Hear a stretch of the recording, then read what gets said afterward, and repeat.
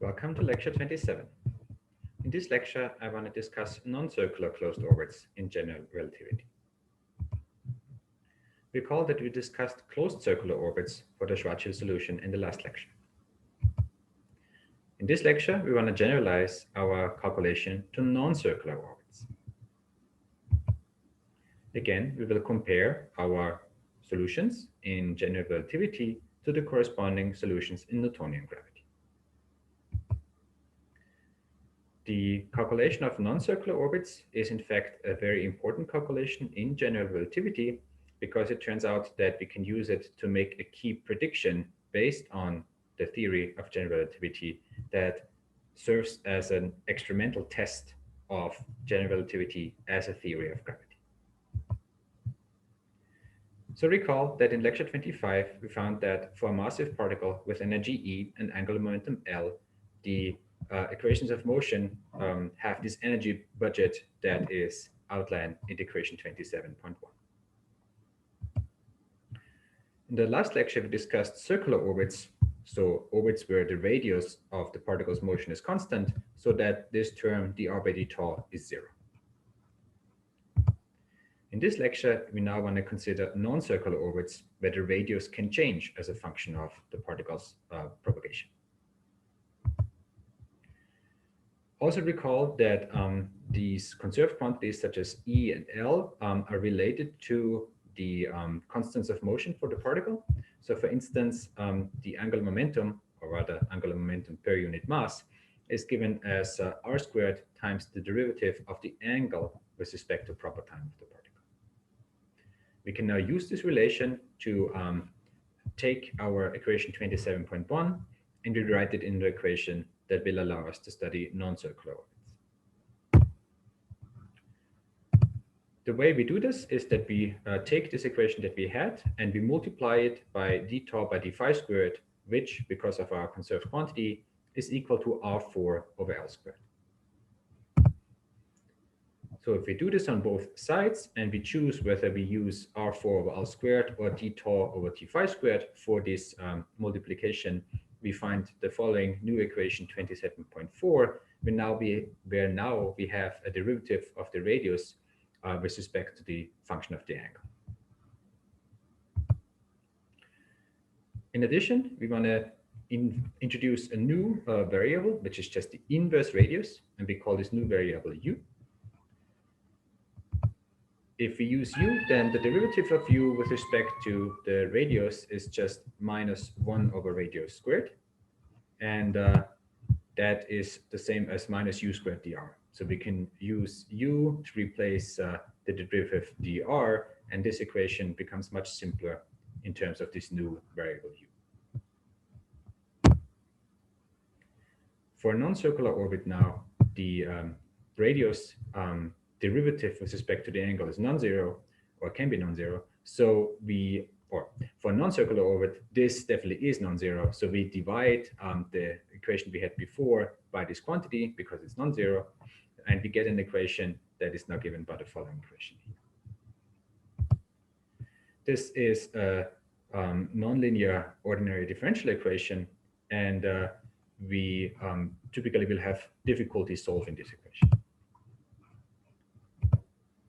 So if we can't solve it exactly analytically, we have two choices. We can either make approximations and solve the approximations analytically, or we can proceed to solve this equation numerically.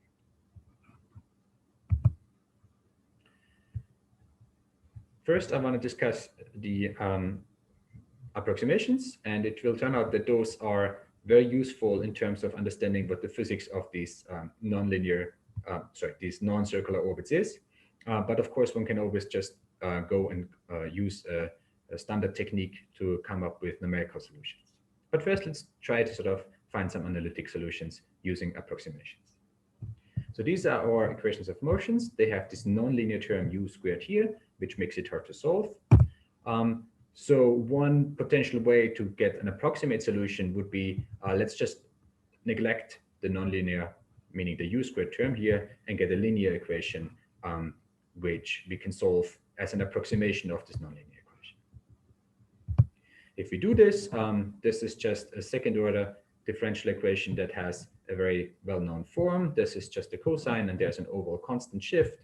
So this equation has an exact solution in terms of a constant plus a harmonic cosine of the angle. But we know what this is. This just means that the inverse radius changes as a constant plus a modulating function of the angle. So essentially, the radius then will just trace out an ellipse.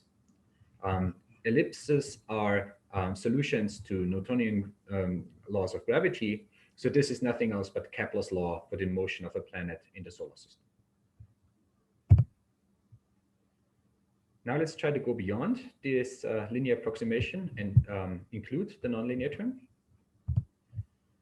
One strategy could be that we try to use Kepler's law as an approximation, and we expand around small deviations around Kepler's law. So basically, we can make an ansatz that says that the solution to this nonlinear equation is given by the solution to the linear equation plus a small correction term. So I write this as U Kepler for the elliptic motion of the Kepler equations of motion plus a small correction. And the small correction should just be such that delta U is much, much smaller than U. Plugging this back into the nonlinear equations of motion, we then get an equation that is again a linear equation in this small deviation from Kepler. And on the right-hand side, we now have a source term that involves the Kepler solution, this part here squared. It's possible to solve this equation and come up with a sort of refined or a refined version of the equation of motion that includes deviation around Kepler's law. This is sometimes called post-Newtonian approximations. But it turns out going this way, the solution itself has a complicated structure, and it basically requires you to sort of go to second order in small perturbations and so on and so forth. It turns out there's a better way of getting an approximation, an analytic approximation that includes the key features of this nonlinear term, which is what I want to tell you about in the next slide. Okay, so let's do now a different approximation of this nonlinear term here.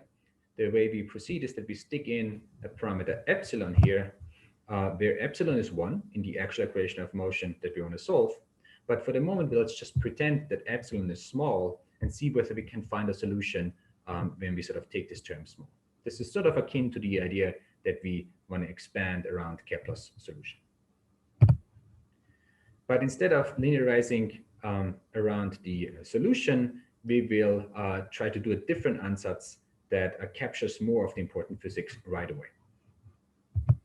The idea is that we start out writing a solution that sort of is inspired by the Kepler solution, but we want to allow ourselves the option that the constant up here that was fixed to Rs over 2L squared in Kepler's law now has a small deviation that comes in with this parameter epsilon. So this is the parameter that we take to be small.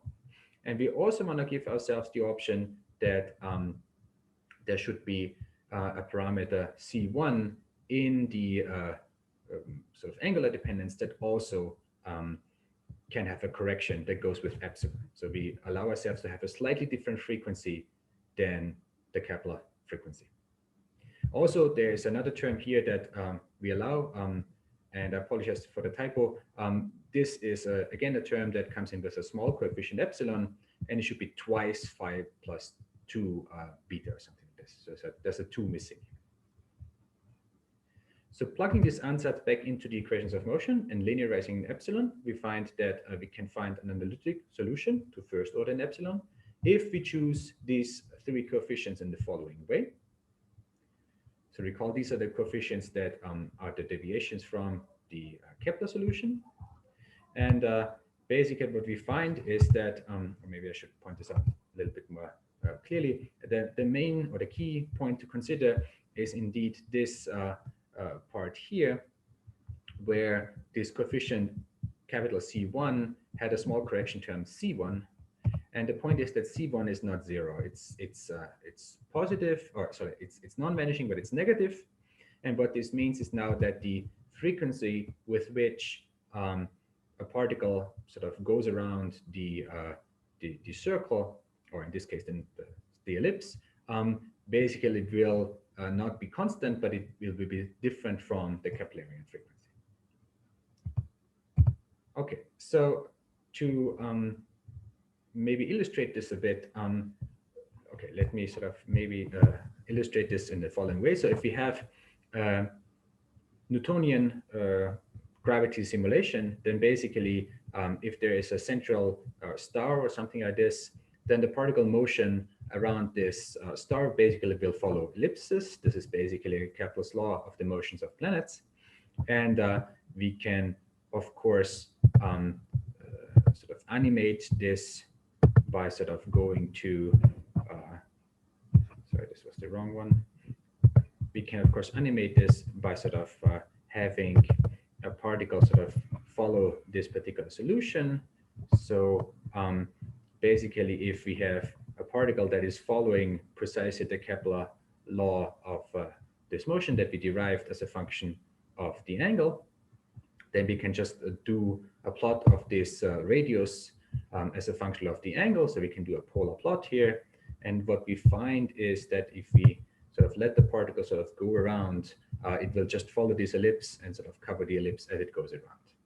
So there's nothing special about this. This is just to highlight that that's the effect that you would expect for a particle in Newtonian gravity. It gets more interesting if we plot our GR solution. And by the way, I will provide this Mathematica notebook as part of the lecture material, which is just essentially showing how to derive these solutions that I was talking about in full detail. And the main point to take away is that if we now plot the Einstein gravity solution, because of the small shift in the frequency, we find that the particle motion has this precession pattern as it goes around. So basically it starts out, but when it completes what would be a normal orbit, 2 pi in radians for Newtonian gravity, because of this small shift in the angular frequency, actually the whole ellipse sort of turns a little bit. Now, in particular, you can see that the points farthest from the sort of central body that it is orbiting around is shifting with each completion of an orbit. And what this has been called is, this has been called the sort of advance of the perihelion. Perihelion because that's the point that's farthest from the sun, for instance, if that is what this particle is orbiting. And this precession of this perihelion is basically one of the key features of general relativity as compared to Newton gravity that can be used as an experimental test for GR.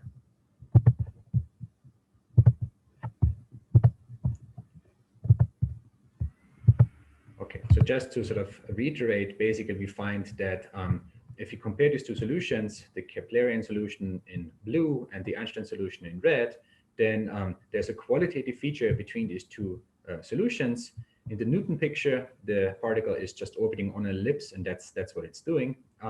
Whereas in the GR solution, there is this precession of the ellipse, which we'll use to make a particular prediction of the theory of Einstein gravity.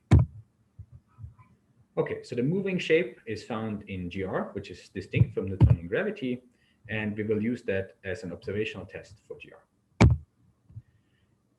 This prediction from GR is rigid. There's not a lot you can do about it. So if GR is the correct theory, rather than Newton gravity, then planetary motion, for instance, in our solar system, should actually have this slight precession of the perihelion.